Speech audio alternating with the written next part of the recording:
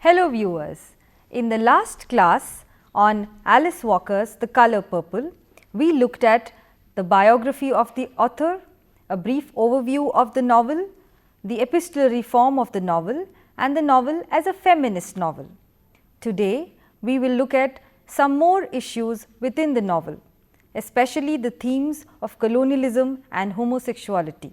The Color Purple has a range of characters that work together to illustrate several themes in the novel. Alfonso is called Pa by Sally and Nettie. He is their stepfather, although at first they think he is their real father. Sally is the main character in the novel. Doris Baines is the wealthy missionary Nettie meets on a ship. Eleanor Jane is the mayor's daughter who is initially oblivious to Sophia's hardships when she is forced to become the family's maid, but later attempts to right the wrongs done to Sophia. Jeremiah is a younger man whom Shug falls in love with. Grady is Shug's husband. Harpo is Sally's oldest stepchild. Kate is Mr.'s sister. She initially tries to urge Sally to stand up for herself. Miss Millie is the mayor's wife. Mr. is Sally's husband, whose real name is Albert. Nettie is Sally's younger sister. Olivia and Adam are Sally's children. Samuel and Corinne are the minister and his wife who adopt Sally's children and take Nettie under their shelter. Shug Avery is a glamorous singer. Her real name is Lily. Sophia is Harpo's independent and headstrong wife. Squeak is Harpo's biracial girlfriend whose real name is Mary Agnes. Tashi is the Olinka village girl who marries Adam. Catherine is Tashi's mother. There are other characters like the jail warden who rapes Mary Agnes and Mr.'s very young wife who make a brief appearance. The relationships between several of these characters serve to illustrate different themes like homosexual love, colonialism and racial prejudice among blacks and whites. Shug and Sally explore love outside socially sanctioned heterosexual limits. The mayor's cruel subjugation of Sophia describes the racial exploitation of black people. This is paralleled by the experience of the Olinkas in Africa. The African American vernacular English used in the novel conveys a distinct black voice. The character of Silly seems to have an autobiographical touch to her. Alice Walker used several of the stories she had heard about her grandmothers and her great-grandmothers, many of whom were ill-treated by their husbands, to fashion the character of Sally. Sally speaks a variety of English that reflects her lack of education and refinement. She is also described as being ugly several times. Yet Alice Walker foregrounds the fact that Silly is ugly only in the eyes of men and women who have adopted the male gaze. So while Pa, Mr. and initially Shug Avery, who does everything to cater to a man's idea of female beauty, all find Silly ugly, when Shug begins to look at Silly from the perspective of a woman, she begins to love her. In addition, Alice Walker has explained in many interviews done later that Silly and Nettie are actually exactly the same in appearance, yet Nettie's education makes her more attractive to men. Through the novel, we find Silly struggling to maintain her own voice. There is a gradual growth in the character of Silly through the novel, both personally as she begins to find her own strength and socially as she begins to become financially independent. In the first letter from Silly to God, we find her raped, confused, scared and hopeless. After her marriage to Mr., Silly is instrumental in lending emotional support to Mr.'s children and even becomes an instrument for Harpo's transformation. She comforts Sophia, tends to Shug, and is in turn rewarded with love and friendship by these women.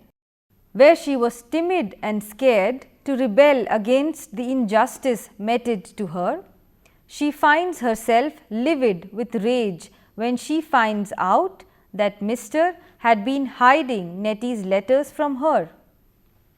Shug's support had allowed her to explore and express her own self. Sally comes into a good amount of money and a house at the death of her stepfather, and her newfound self-esteem finds the financial support to start a new independent life surrounded by Nettie, Samuel, their children, Sophia, Mary Agnes and Shug, all the people she loved and who loved her. At the end of the novel, we are left with a picture of black solidarity among Sally and her loved ones as they use their love and bonds of friendship to survive the subjugation by whites and by chauvinistic black men.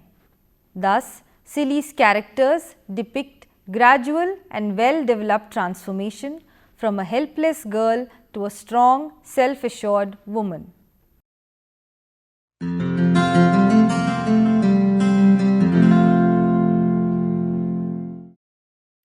Nettie. She is Sally's sister and in some ways represents what Sally could have been had she been educated. In fact, the character of Nettie serves as an alter ego to Sally. When we read of Corinne's suspicion that Adam and Olivia are Nettie's children, we see how close they are in resemblance. Nettie is educated, well-travelled, and is able to express her own perspective on her experiences, while Sally has no time to develop her own perspective as she is either involved in hard physical labor or sexually gratifying men in her life. Sophia. Sophia's character appears to be tragic. She first appears in the novel defiant and headstrong. She refuses to bow down to the wishes of her family, choosing both whom she will marry and when to keep her child. She is a stark contrast to Sally in the manner she handles men. She is undisturbed by comments passed by Mr. or by Harpo's timidity and takes charge of setting up her household. Nothing can hold her back as she doesn't even hesitate to take up traditionally male jobs like fixing the roof. She refuses to allow Harpo to suppress her, even beating him up whenever needed. She forms a wholesome relation with Sally, showing her how to stand up against men, but also leaning on her for support when she and Harpo develop differences. The scene where she and Sally stitch a patchwork quilt to tide over the anguish Sophia feels when Harpo tries to beat her epitomizes the female friendship that develop amongst oppressed women. Sophia's eventual brutal subjugation by the white mayor and his wife is testimony to the fact that the subjugation of blacks was achieved most often through brute force. They beat, blind and imprison Sophia before they can convince her to work in their house, and the white police force is the weapon for this subjugation. The insensitivity towards Sophia's desires to spend time with her family and the little remuneration she gets is representative of her forcible enslavement. Yet, Sophia is not broken in spirit, and the novel ends with her coming to work for her black friend Sally and the mayor's daughter trying to make up for her parents' sins by caring for Sophia's child Henrietta. Thus, for Sophia, at last dignity is restored and her oppressors are seen trying to make amends for past sins. Shug Avery. Shug Avery is a singer who is a strong character and is instrumental in Sally finding her own voice. She is explicit about her enjoying her femininity, however it pleases her. dressing up sexily, being sexually licentious, speaking her mind to the men who are madly after her, and developing a unique friendship and love with other women like Sally.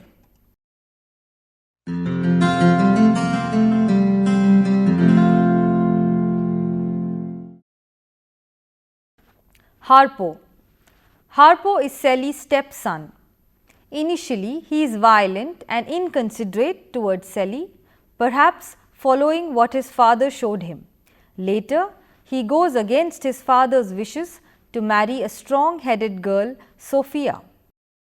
While Sophia is a loving wife and Harpo is happy with her, he wants to be like his father and soon tries to beat and subjugate Sophia like his father did with Sally. When he is unsuccessful, he turns to Sally for advice. While at first Sally thinks what Harpo wants is right because she has not seen women treated otherwise, she soon realizes her mistake. Although Sally tries to change Harpo's opinion of how men and women should be, Sophia gets fed up with Harpo and leaves him. Deeply saddened by it, yet knowing that things can't be different, Harpo tries to focus his energies on setting up a Duke joint. His relation with his girlfriend Mary Agnes is completely different, indicating that he is a transformed man. Thus, Harpo's character is a well-rounded one with transformation and positive change indicated as the novel progresses. Mr. is Sally's husband. His real name is Albert. His first wife dies when her lover shoots her and he and the children are left alone. He marries Sally because he wants to have sex and to have someone look after his children. While he is cruel and inconsiderate with Sally, he is devoted to Shug. The way he treats Sally is in stark contrast with how he cares for Shug when she is thrown out from everywhere because she catches a sexually transmitted disease. In fact, due to Shug's intervention, he even changes his behavior towards Sally, something even his sister wasn't able to achieve. Sally and Mr. form a bond only because they both love Shug. They have an understanding only when they have to defend Shug against people like Mr.'s father and brother. Thus, Mr.'s character is a complex and multifaceted one. At times, he is depicted as gentle and loving, as in his manner towards Shug, and at others as abusive as he is towards Sally. Pa or Alfonso. He is Sally and Nettie's stepfather. At first, they believe that he is their real father and suffer the abuse he heaps on them silently. He is a character who epitomizes the black male chauvinist, sexually and physically abusing women, denying them basic rights of food, clothing and education, and treating black women across class with contempt. He does not undergo any transformation and remains abusive until the end of the novel. His death allows Sally and Nettie to inherit their father's property and begin a fresh life. Samuel. Samuel is a Christian minister who represents an emancipated black man working for the upliftment of not only blacks in America but also in Africa. He adopts Sally's children and takes Nettie, his wife Corinne, and the children to Africa. He is instrumental in Nettie and Sally learning about their past and achieving freedom from the tyranny of male subjugation. He is supportive of Nettie and marries her after his wife's death. The character of Samuel serves as a model for the transformation of all black men, both inside the book and outside.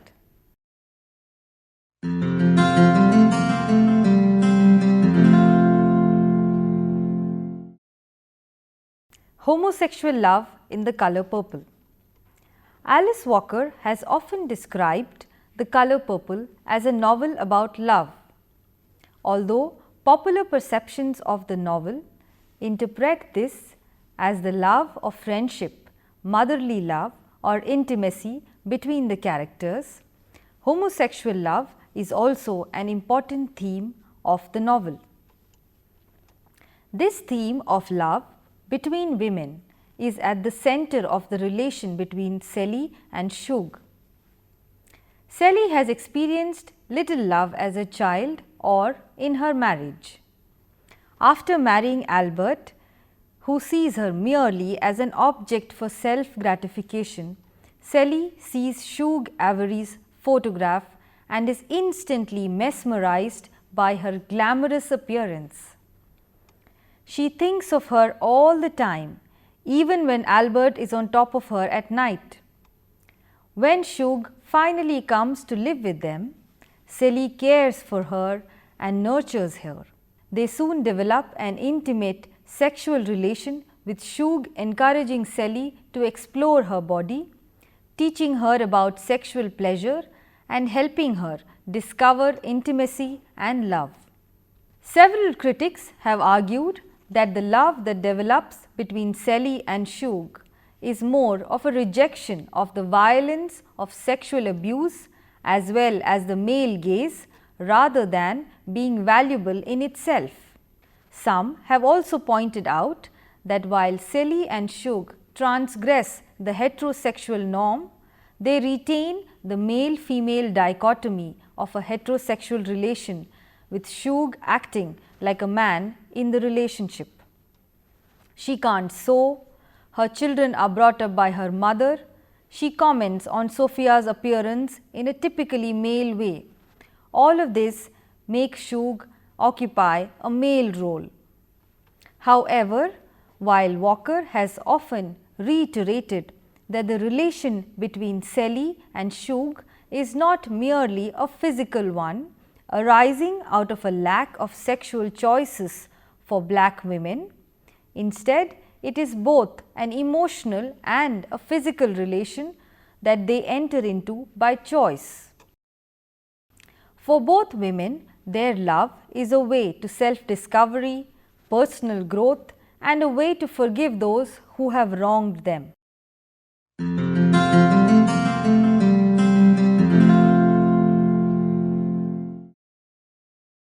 The black voice in The Color Purple. Alice Walker has often described the vernacular English Sally uses as a metaphor for the African American woman's voice.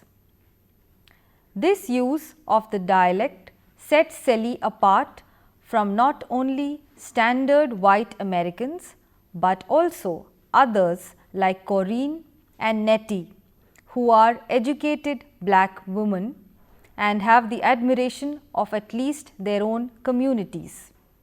The novel emphasizes the idea of a unique self that is represented through the voice used.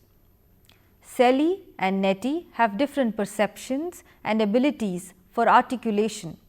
By retaining a difference in voice, Walker emphasizes the uniqueness of Sally's individual self. Initially, Sally is unaccustomed to expressing herself, but with Sophia and Shug's interventions, she begins to discover her own self, anger and even sexuality. Sally uses words like git instead of get or asked instead of asked, lending her character a distinct personality marked by the lack of education or exposure. Another source for a black voice and identity is through Nettie's letters that are a testimony to the experiences of native African Olinkas.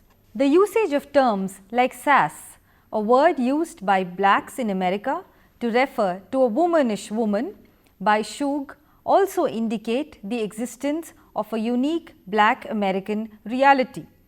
Here, glamour and style place people like Shug in a different category from ordinary African Americans. She asserts her independence and command even in her language, making up words to describe what she feels. For example, when she is irritated with the smell of Albert's empty pipe, she says, "I don't want to smell no stinking blankety blank pipe. You hear me, Albert?" In all cases in the novel, a voice is used to indicate awareness or realization of a unique identity. Through this use of voice and narrative, the color purple serves as a historical document of the early 20th century African American, especially women's experiences. Colors in the novel. The novel uses colors to represent various moods and themes. The color purple is first mentioned when Sally describes her awakening to the presence of God. She feels it is the color of love, and so she paints her room purple when she finally breaks free of the chains of oppression. Mr. paints his house white in the end, indicating a transformation and growth. Sally and Sophia stitch a quilt from Shug's yellow dress, the brightness of the color indicating their newly blooming friendship.